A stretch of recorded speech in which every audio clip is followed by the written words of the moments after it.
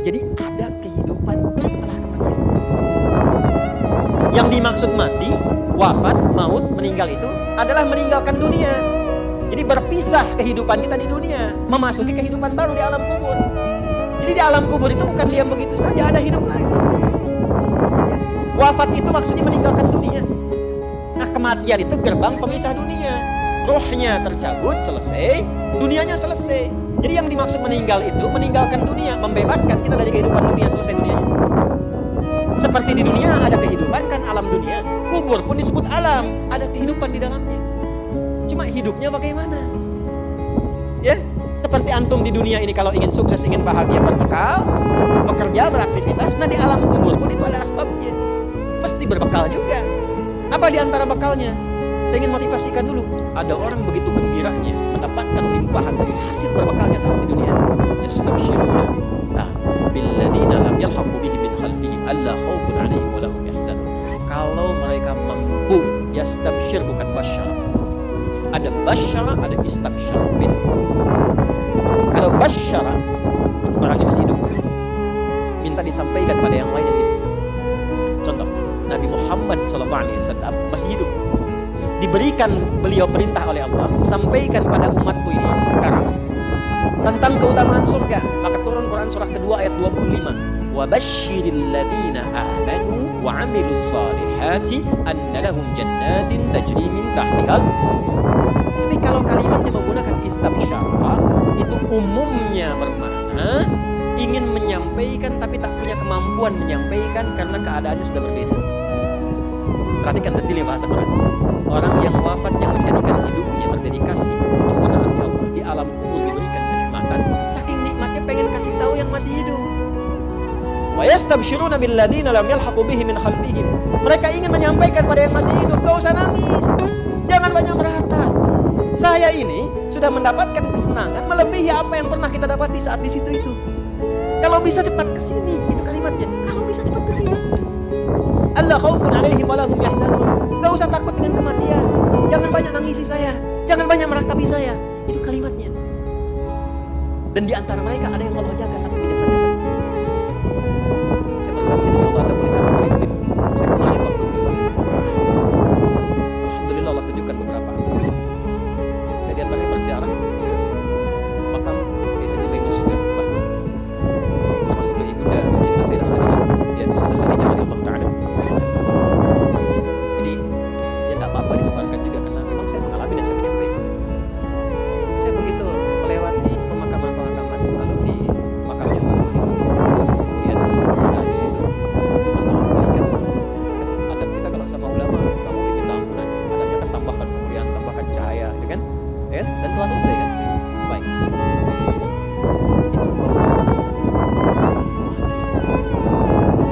Itu saya tanya teman-teman, antum pakai parfum apa? Ada.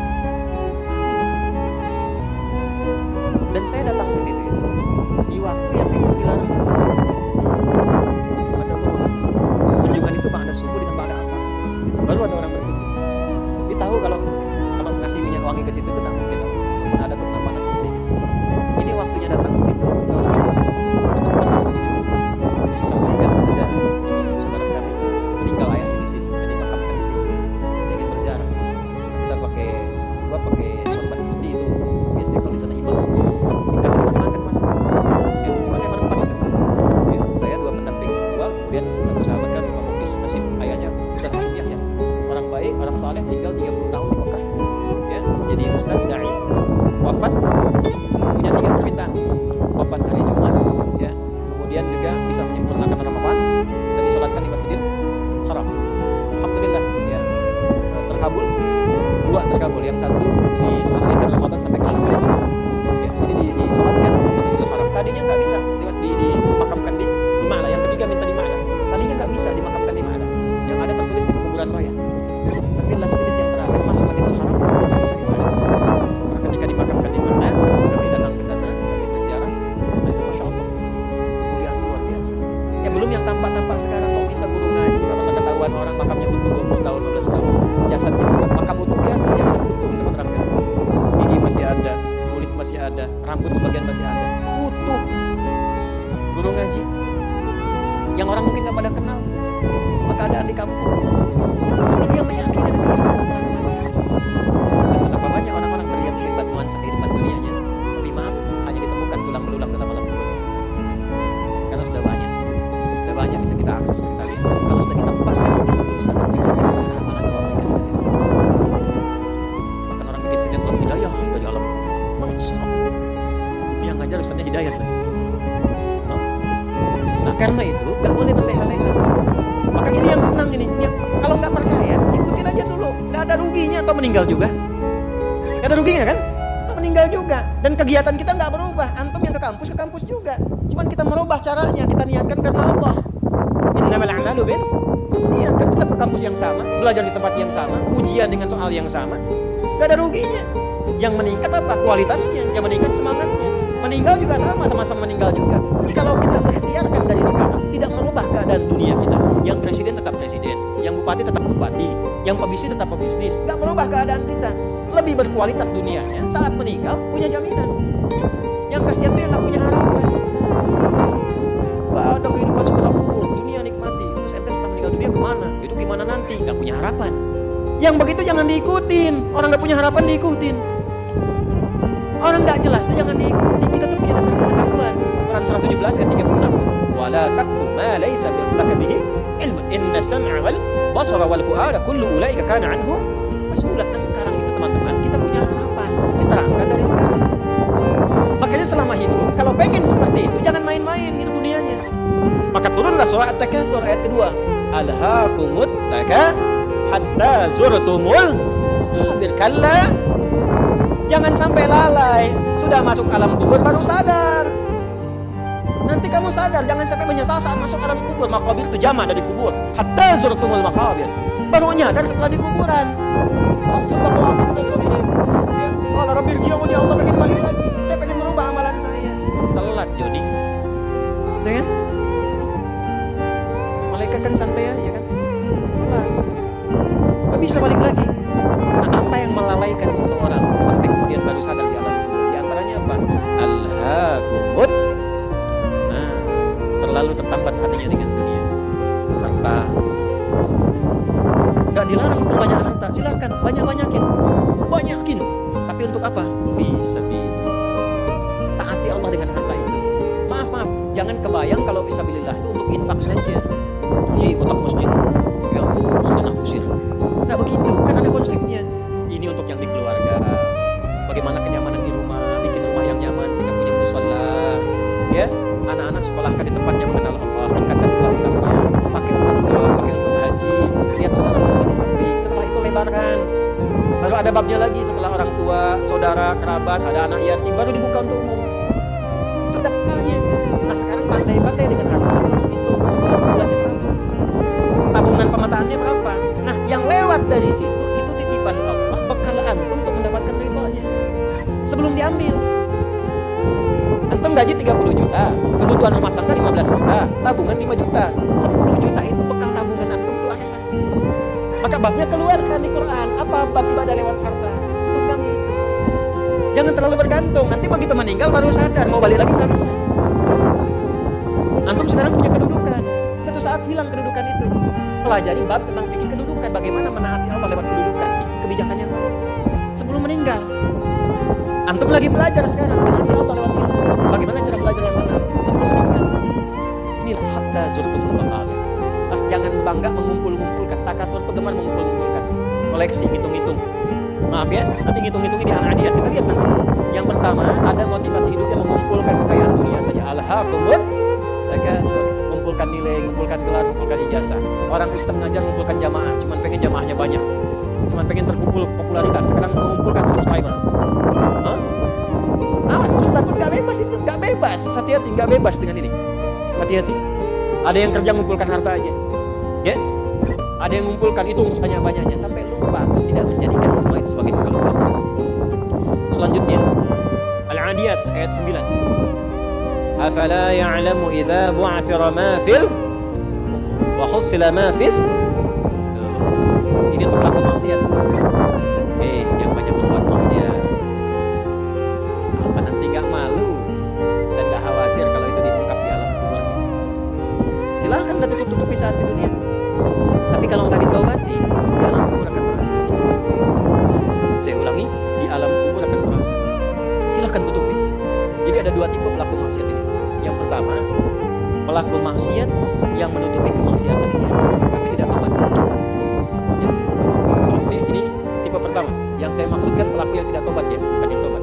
Jadi pelaku maksiat, dia sadar dia maksiat. Dia bisa tutupi dari manusia, tapi dia pilih nggak tobat. Nah ini nanti akan diungkap di alam dan diberikan satu muqaddimah azab neraka. Yang kedua, pelaku maksiat yang sadar dengan maksiatnya dan secara terbuka dia bermaksiat. Karena merasa kuat dengan menunaikan mengerjakan perbuatan maksiat. Ya. Biasanya nanti ada kita akan lihat nih. Ya, nanti di Quran banyak tipenya. Ada yang punya kedudukan, ada yang punya harta, karena merasa banyak harta dia bisa bayar, sehingga nyaman dengan maksiat. Ya, terancam, bayar, selesai. Ada yang mau menyakiti, bayar, selesai. Ada yang mau protes, bayar, selesai. Dia merasa bisa bayar, itu ada. Kan tokoh tertingginya Qarun kan? Ya, tokoh tertinggi siapa? Qarun. Nanti ada ayat di Quran banyak sekali, banyak. Termasuk nanti fase Madinah. Ya, di Ali Imran tuh banyak sekali. Yang kedua yang punya kedudukan. Ya, contoh tertingginya Firaun. Dia merasa punya kedudukan, merasa punya segalanya. Setelah itu dia tampakkan kemungkaran, berbuat maksiat karena merasa bahwa tidak akan ada yang bisa menghalangi dengan kedudukan itu. Nah, itu dua tipe seperti itu. Turunlah kemudian surah Al-Adiyat di salah satunya. Afala ya'lamu idza bu'thira ma fil wa husila ma fis, akan diungkap suatu saat. Kalaupun Anda tutupi. Tapi bagi yang berakhir, perhatikan baik-baik. Bagi yang merasa nyaman dengan perbuatannya, baik itu kedudukan atau harta, sehingga terang-terangan berbuat maksiat dan merasa tidak ada yang mampu untuk mencegahnya, itu saat masuk kuburnya langsung ditampakkan neraka pagi dan petang. Di surah Ghafir, surah ke-40, ayat 46. An-naru yu'raduna 'alaiha ghuduwan wa 'ashiyya. Hati-hati. Ya, hati-hati. Wa yauma taqumu as-sa'atu adkhilu ala fir'auna asyaddal 'adzab. Ya, dicontohkan langsung Firaun dan kolega. Kolega Firaun itu ada beberapa jenis. Satu, modalnya, pengusaha yang zalim. Itu namanya Qarun. Jadi biasanya kalau ada penguasa zalim di-backing oleh pengusaha gelap misalnya, nah itu sudah komplit bukan. Ya. Nah ini dikisahkannya dengan Qarun, pengusaha gelap. Kemudian ada pemikir yang menyimpang itu. Ya, pemikir yang menyimpang. Jadi ada intelektual yang hanya menguatkan kebijakan-kebijakan buruk saja supaya ini jalan. Politisi dunia. Ya. Siapa? Haman, sekaligus jenderalnya juga. Coba anak berbeda. Nah ini disebut dengan koleganya al Jadi biasanya hati-hati pikirnya maksudnya begini. Kedudukan itu sudah semakin tinggi. Kedudukan itu semakin tinggi. Maka antara ujiannya adalah ada potensi-potensi yang mengajak pada penyimpangan.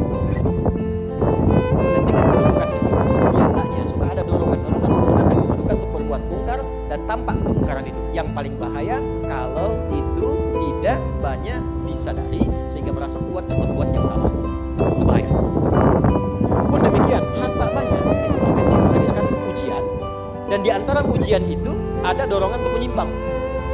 Ya, bukan hanya ria, pamer, tidak, tapi menggunakan harta dengan cara yang tidak benar. Menghambat keburukan bagus, tapi mendatangkan kemaksiatan.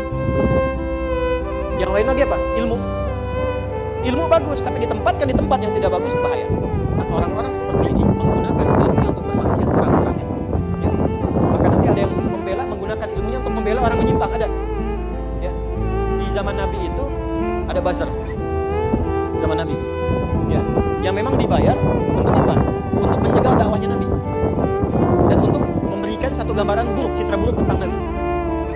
Buka surah Al-Imran ayat 107, 108, 109, 110. Ya. Ada yastakhfuna minan nasi wa la yastakhfuna minallahi wa ma'hum yatabayyituna ma la yarda minal qaul. Jadi kerjaannya apa? Kerjaannya kumpul-kumpul. Mereka menganggap bahwa itu aman dari Allah. Ya, untuk merendahkan Nabi. Mereka merasa punya pelindung. Ya. Mereka punya rasa punya pelindung. Ayat sebelumnya kan wala tujadil 'anil ladzina yahtaruna anfusahum. itu kecaman kepada orang-orang pintar yang membela orang-orang yang suka menyoal. Jadi ada bazar yang kalau malam-malam suka kumpul, suka merumuskan bagaimana cara merendahkan Nabi, bagaimana cara merusak citra Nabi.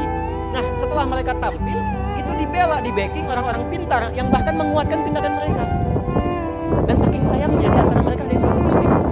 Itulah yang masuk pada golongan Abdullah bin Ubay bin Salul yang munafik itu. Nah, kalau nggak disebutkan kapan kejadiannya, siapa orangnya, itu tandanya akan muncul lagi di kemudian hari keadaan serupa dengan tokoh yang berbeda. Itu pasti hati-hati. Ya. Nah, itu orang-orang pintar yang mengaku muslim, ya, bahkan yang non muslimnya itu diminta berpikir, ha antum haula'i, ya, tuhibbuna wa la yuhibbunakum. Ha antum haula'i jadaltum an fil hayatid dunya. Engkau ini kenapa sih membela mereka dengan ilmumu? Maka apakah engkau bisa menggunakan ilmu untuk mendebat Allah di hari kiamat nanti? Pertanggungjawabannya bagaimana? Yang pintar ditanya oleh Allah, yang kepintarannya dipakai untuk maksiat, itu akan dihisab oleh Allah. Ya, kalau bahasa bebasnya begini, coba pakai lagi kepintaran itu untuk membela mereka di hadapanku. Dan apa yang terjadi pada orang seperti ini? Kalau dia tidak bertobat, maka kita akan ada bukan sibuk mencela, bukan menutup peluang mereka untuk bertobat. Selama masih hidup, masih punya hak untuk sampai. Makanya jangan libatkan diri kita pada perdebatan yang tidak bermutu. Jangan merendahkan orang, walaupun dia pelaku maksiat. Minimal kita doakan, tunjukkan jalan yang benar, setelah itu abaikan. Abaikan itu ayat Qurannya demikian.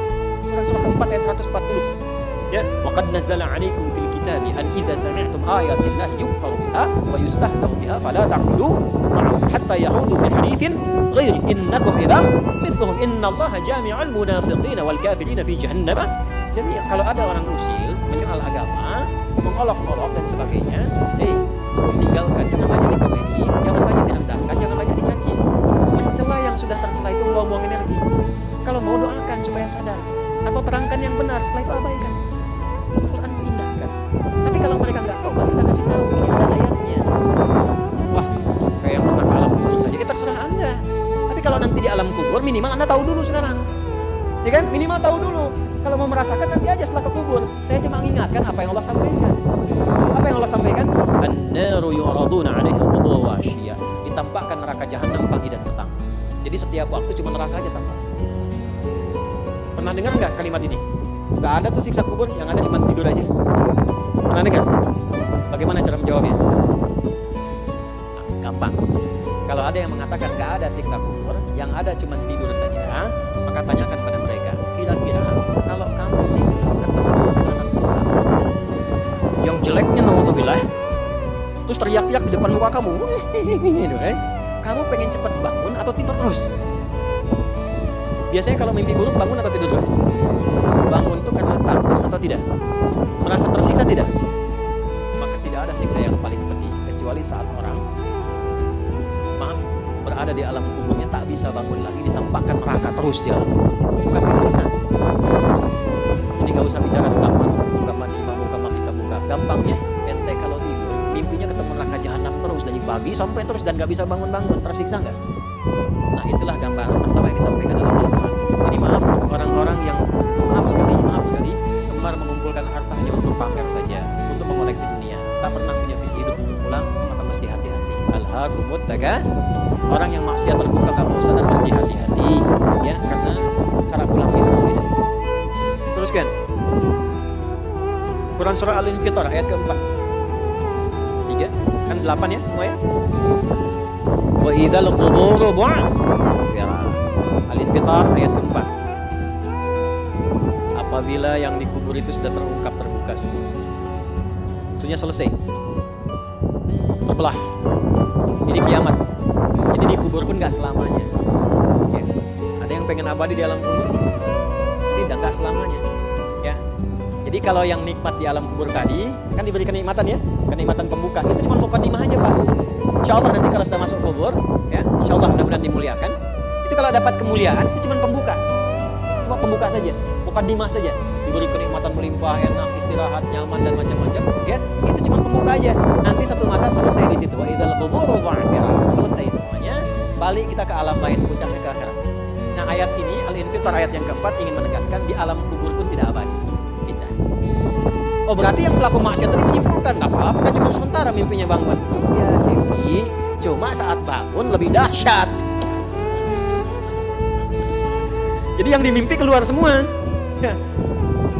Terus Quran surah Abasa. Ya, surah 80 ayat 21. Baik, pelan-pelan. Kalau tadi kan sudah diungkap ya, kuburnya bagaimana, nikmatnya bagaimana, bahayanya bagaimana yang mengancam. Sekarang kita akan masuk ke kubur tidak? Akan masuk tidak? Nah, maka di Abasa ini diingatkan surah 80 ayat 21. Tsumma amatahu fa'aqbara. Orang yang hidup itu satu saat pasti akan diwafatkan. Kalau sudah wafat, di semua kita tidak ada yang bebas dari penungguan di alam kubur. Jadi tunggu. Nah, ini, CAQ semua kan, calon alam kubur. Kita akan masuk nih. Jadi Allah sadarkan mumpung masih hidup dari dua kejadian tadi, ambil ibrahnya, siapkan diri kita, karena kita nggak akan bisa menolak kematian. Kalau sudah wafat pasti dikubur.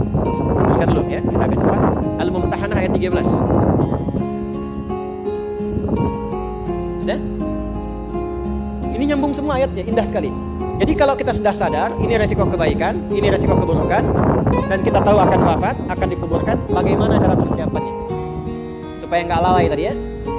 Maka Al-Mumtahanah ayat ke-13. Ya ayyuhalladzina amanu la tatawallaw qauman ghadiballahu alaihim qad ya'isu kama ya'isal kufaru min apa?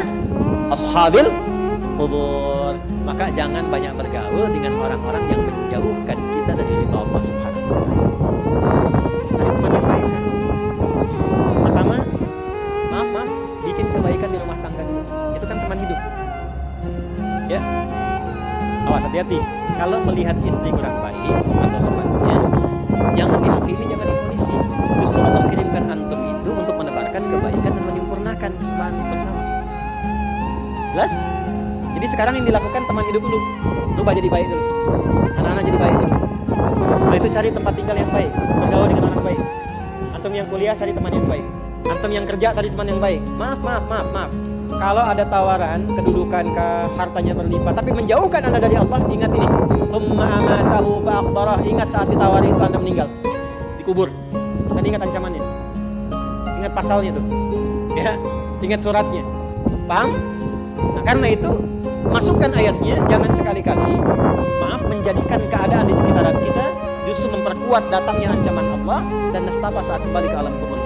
Bahkan orang-orang yang tidak beriman pun, yang buruk pun, yang beriman tapi maksiat pun, itu sejatinya ketika temannya masuk ke kubur gak mau ikut-ikutan.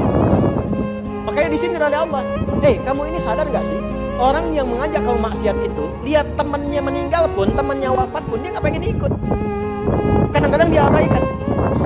Coba lihat, ya ada pimpinan misalnya tingkat tertinggi, lihat anak buah bawahnya misalnya menjalankan tugas bahkan dari dia untuk berbuat salah, berbuat maksiat, ya apakah mengedarkan narkoba atau misalnya memiliki kegiatan yang tidak baik, lalu tiba-tiba dia wafat, apakah peduli atasannya? Tidak. Yang ada yang terjadi jangan bawa-bawa atasan, padahal dia yang nyuruh. Terus Anda mau jadikan teman yang seperti itu? Dia pada kawannya saja nggak bertanggung jawab, dengan imannya saja nggak peduli. Kalau dia dengan Allah saja nggak peduli, kenapa Anda dia jadikan teman? Dan kenapa Anda menjadikannya dia teman? Kalau bahasa anak sekarang tuh gini, Allah aja dia gituin, apalagi kamu. Ya, Nabi aja dicuekin, apalagi kamu. Ini peringatan Quran, ini bukan dari saya, ini peringatan Quran. Jangan sekali-kali Anda dimanapun Anda berdinaskah, tugas formal, Anda berdagangkah, jangan berteman dengan orang penyimpang. Karena saat Anda susah, dia akan peduli. Temannya aja yang sama-sama berbuat penyimpang, dia sisihkan, apalagi Anda. Paham? Teruskan. Quran surah ke 35 Fatir ayat 22. Wa ma yastawil ahya'u wal amwat innallaha yasma'u man yasha wa ma anta bimusmi'in man fil qubur.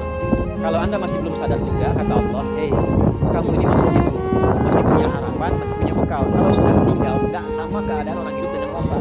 Mumpung kamu masih hidup, karena kalau sudah meninggal, temanmu yang meninggal pun kamu nggak bisa dengar suaranya. Cuma saya yang tahu keadaan di alam kubur. Karena saya tahu, kata Allah, dan saya punya Rahman dan Rahim. Dengan sayang saya sampaikan kepadamu. Karena sayang saya. Ibu maaf, kalau ada anak misalnya ingin berbuat menyimpang, ibu cegah tidak? Kenapa? Karena ibu sayang. Karena itulah ibu saking sayangnya, maaf, jangankan anak lahir, di dalam saat dikandung pun bukankah dijaga dari yang maksudnya? Dijaga dari yang merusak. Ibu kalau sedang mengandung, mau nggak makan makanan yang kotor? Makanan yang merusak? Tidak kan? Kenapa? Karena sayang kepada bayi yang dikandung, janin yang terkandung. Di tempatnya pun disebut oleh Allah dengan rahim. Karena ada rahim, dijaga betul. Miring kanan susah, kiri susah, melungkup gak mungkin. Dijaga supaya apa? Supaya di dalamnya merasakan ketenangan. Karena apa? Karena ada tempat disebut dengan rahim. Nah, Allah itu sifat rahim melekat kepadanya. Karena sayang dengan kita, diingatkan. Bahasa bebasnya gini, karena saya sayang engkau dengan rahim. Karena saya cinta kamu dengan rahmanku. Jangan sampai masuk kubur, kamu tersiksa, kamu apa? Karena beda antara hidup di dunia dengan kehidupan di kubur. Mumpung masih hidup, cari bekal. Karena engkau tak mampu mendengar apa yang terjadi dalam kubur. Jadi kalau tadi Allah sampaikan jangan tergaul dengan yang begini, jangan terlena dengan yang seperti ini, itu karena Allah sayang dengan kita. Itu saja. Jelas ya? Jadi kalau nggak sayang, nggak akan mungkin diingatkan. Teruskan Al-Hajj ayat ke-7. Yang ketujuhnya Al-Hajj ayat ke-7. Wa anna sa'ata atiyatun la raiba fi wa anna Allah yab'atsu man fil. Tapi jangan khawatir, sekalipun kau masuk ke alam kubur kata Allah, karena sayang aku pesankan berbekal dari sekarang. Di alam kubur aku penuhi nikmat kepadamu. Tapi itu cuma sementara. Besok-besok selesai aku bangkitkan semua kalian, aku tepati janjiku untuk memberikan surga kepadamu. Karena itulah orang yang baru mau meninggal dalam sakaratul maut, kalau benar dia mengikuti apa yang Allah pesankan dari ayat yang tadi, maka Allah berikan pendahuluan sebelum masuk ke kubur. Ditampakkan bahkan surganya kepada dia, dimasukkan dalam golongan hambanya, ditenangkan saat wafatnya. Ya ayyatuhan nafsul mutmainnah, irji'i ila rabbika radiyatan fadkhuli fi wadkhuli jannahnya ditambah. Terakhir At-Taubah ayat 84. Surah At-Taubah ayat 84. Kalau ada orang yang tidak peduli dengan peringatan ini 7 ayat nih, itu pesannya. Ini bukan ilmu taati ya, itu mengingatkan saja. Kadang kita sulit, tapi kalau antum ambil jurusan yang sama, itu insya Allah mendapatkan kenikmatan. Contoh begini misalnya, kenapa ada ayat di Quran itu jumlah bilangannya sama, serupa dengan lawan? Malaikat disebutkan 88 kali, setan disebutkan 88 kali. Nah, lawan tugas malaikat itu setan. Malaikat membisikkan kebaikan, setan memprovokasi keburukan. Jumlahnya sama, karena setiap hari pun kita akan bebas dari 2 bisikan itu, baik atau buruk. Nah ini, kenapa ayat pengingat alam kubur dan kehidupan dunia 7 kali?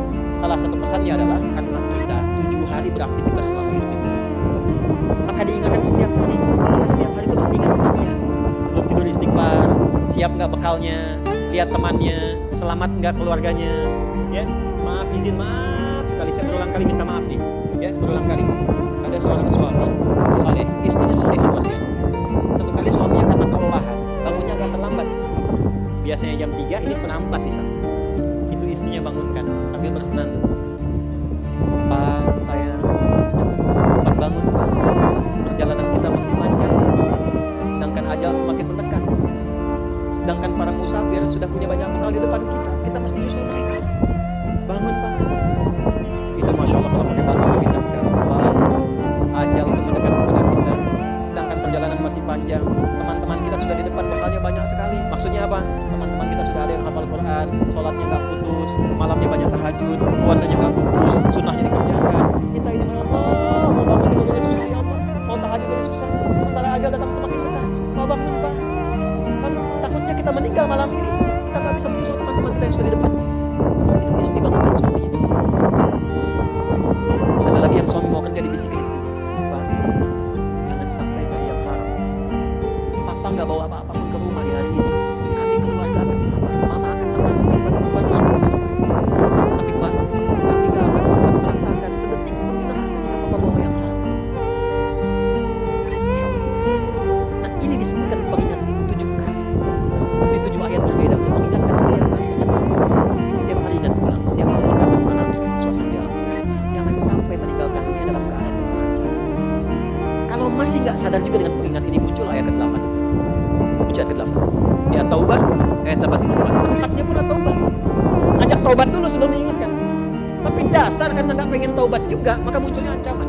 Kalau ada yang masih gak peduli, bahkan ada orang Islam yang masih bertahan dengan keburukannya, menampakkan ke orang lain dengan sifat nifaqnya, maka turun ayatnya. Wala tusalli ala ahadin minhum mata wala taqum ala qabrihi. innahum kafaru billahi wa rasulihi wa matu wa hum fasiqun. Kalau ada yang masih begitu dan Anda lihat diingatkan susah, masih menampakkan kemaksiatan, Allah langsung memberikan ancamannya. Kalau dia bertahan demikian sampai dengan wafat, harus disolatkan. Jangan sampai berdiri di depan kuburnya katanya. Kurang apa lagi? Tiap hari diingatkan 7 kali, 7 hari beraktivitas, 7 kali diingatkan, diberikan kasih sayang, diarahkan pada yang benar, ditunggu sampai tobat, tapi masih mengancam, masih menampakkan kehebatannya sampai dia wafat. Maka peringatannya apa? Orang-orang yang sengaja menantang berbuat maksiat, menghalalkan dosa yang besar, itu dihukum oleh Quran. Kafaru billah. Yang menghalalkan dosa besar itu dihukumi. Tapi jangan sembarangan, ya, jangan sembarangan menghukumi. Karena ada yang punya otoritas di situ. Gak boleh Anda sembarangan menghukum tobat, gak boleh. Gak boleh. Ada yang punya otoritas.